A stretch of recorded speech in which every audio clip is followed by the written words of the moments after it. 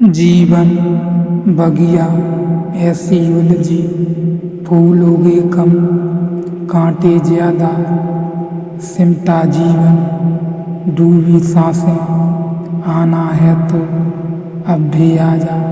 यदि आपने अभी तक पिछला अध्याय नहीं देखा है 5वें प्रवचन का, तो पिछला अध्याय देखें, तभी आप इस अध्याय को समझ सकेंगे।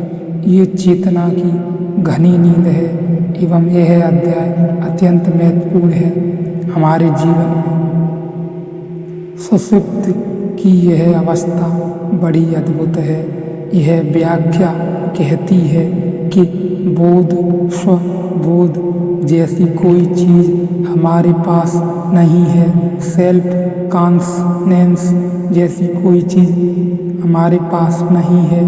दूसरों की चेतना है, दूसरे जगाते हैं तो हम जगे रहते हैं, दूसरे हमें खींचते हैं तो हम जगे रहते हैं, दूसरे चुनौती देते हैं, संघर्ष देते हैं तो हम जगे रहते हैं। अगर कोई हमें न जगाए तो हम तत्काल सो जाएंगे, गहरे में खो जाएंगे। एक गांव में मैं ठहरा हुआ था। एक आदमी को सांप ने काट लिया था। कोई चिकित्सक गांव में नहीं है और दूसरे गांव तक ले जाने में उसे तो ले जाना ही पड़ेगा दूसरे गांव में। गांव के बुजुर्गों ने सलाह दी कि उसे सो मत जाने देना, जगाए रखना, क्योंकि अगर वह सो गया तो शायद उसका लौटना फिर मुश्किल हो जाए।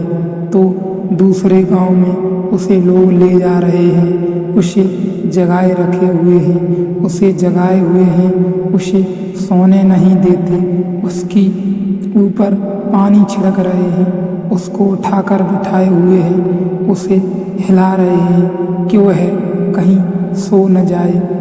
एक दिन उस गाड़ी में उनके थोड़ी दूर मैंने भी यात्रा की और तब मुझे अचानक ख्याल आया कि यह आदमी तो सांप का काटा हुआ है, लेकिन हम सब की हालत भी ऐसी ही है। अगर हमें चारों तरफ जगाने वाले लोग न हों तो हम भी खो जाएं और सो जाएं। पूरे वक्त हमें कोई जगाए रखे है। नई उत्तेजना चाहिए तो थोड़ी रौनक आती है। इसलिए देखते हैं जब युद्ध छिड़ जाता है तो लोगों की आंखों में रौनक बढ़ जाती है, चेहरे पर ताजगी आ जाती है, नई घटना घट रही है।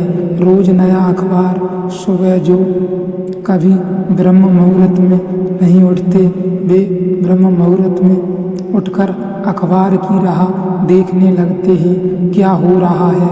हैरानी की बात है। युद्ध से आदमी उदासी आनी चाहिए, लेकिन युद्ध से खुशी आती है।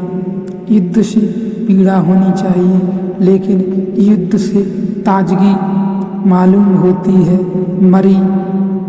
मराई कौमें भी जिंदा मालूम पड़ने लगती हैं कि जिंदा है, कुछ खून दौड़ रहा है। क्यों? मनोवैज्ञानिक कहते हैं कि जैसा आदमी है ऐसे आदमी के रहते हुए हमें लड़ाई जारी रखनी है और जारी रखनी ही पड़ेगी, क्योंकि नहीं तो यह बिल्कुल सुस्त, फिर इसको अच्छा ही नहीं लगता। कहीं न कहीं कुछ होते रहना चाहिए। कोई उपद्रव नहीं तो हम सो जाएंगे। हम सांप के काटे हुए हैं। यह जो अवस्था है तीसरी सुषुप्त, इस अवस्था का अर्थ है जब कोई भी विषय हमें आंदोलित करने को नहीं होता, न बाहर न भीतर, न वस्तुओं के जगत में, न विचार के जगत में। तब जो स्थिति फलित होती है उसे भारतीय सुषुप्त जीवित हम होते हैं, लेकिन अचेतन होते हैं। इस चौथी अवस्था का नाम है तुरीय। जब कोई इस तीसरे को तोड़ डालता है और दूसरा जगत मिट जाए, कोई भी न हो तो भी जागा रह सकता है। चांद तारे बुझ जाएं, जमीन खो जाए, सब नष्ट हो जाए, कुछ भी न रहे, कुछ भी न बचे, चारों तरफ शून्य छा जाए, सब रिक्त हो जाए, खाली हो जाए, अकेला मैं ही बचूं, जानने को कुछ भी न बचे, जानने वाला ही बचे, केवल कोई ज्ञेय पदार्थ न रह जाए, केवल ज्ञाता ही रह जाए, कोई शब्द सुनाई न पड़े, केवल सिर्फ सुनने वाला बचे, कोई दृश्य न दिखाई पड़े, केवल देखने वाली क्षमता रह जाए। उस समय भी अगर मैं होश में रह जाऊं तो उस अवस्था को भारतीय मनीषी कहते हैं। वह चतुर्थ अवस्था की ही वास्तविक अवस्था है। वह तुरी, उसे जो पा लेता है वह सब कुछ पा लेता है। जिसने उसे नहीं पाया वह केवल वस्तुओं को या विचारों को या संग्रहित करता रहता है और धोखे में रहता है। धोखे में रहता है कि मैं जानता हूँ मैं कौन हूँ। छीन लो उसके विषय और छीन लो उसके विचार और वह खो गया नींद में और कुछ भी नहीं बचा उसके पास। एक आदमी के पास बहुत धन है, जब हम उसका धन छीनते हैं तो उसे जो तकलीफ होती है वह तकलीफ सिर्फ धन के छीनने की नहीं है, धन के छीनने के साथ उसकी आत्मा भी छिनती है, क्योंकि आत्मा तो उसके पास है नहीं, वह धन के संबंध में ही थी। जब हम किसी आदमी से उसका महल छीनते हैं तो वही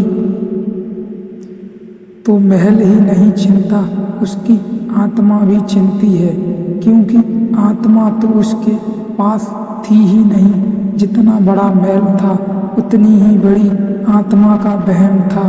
वह महल छिन गया, उतनी ही आत्मा छिन गई। इसलिए सन्यास ने एक अद्भुत प्रयोग किया। हजारों साल में इस पृथ्वी पर, इस भूमि में सन्यास का एक अनूठा प्रयोग हुआ।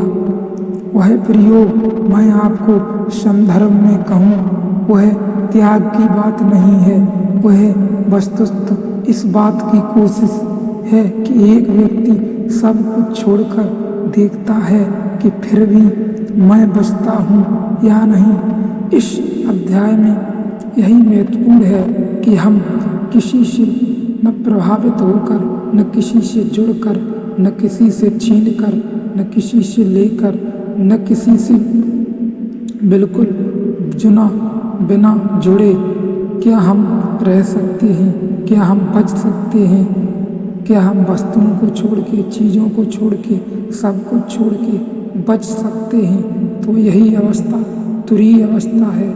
यह जिसने पाली उसने मानो अमृत का खजाना पा लिया, परमात्मा को पा लिया।